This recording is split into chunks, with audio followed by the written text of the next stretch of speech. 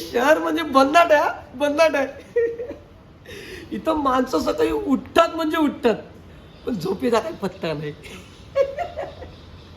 नाही, मी म्हटलं आज ऑफिसला गेलो, तयार झालो, ऑफिसला गेलो, म्हटलं चल बसून जरा चहा घेऊ आणि बसलो.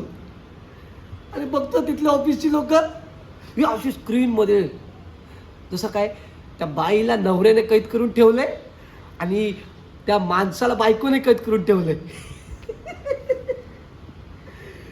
आणि ते नाश्त्याला काय, खायला काय, तर एक पापड सदृश्य रोटी ही एवढी आणि बिल हे एवढा मोठा.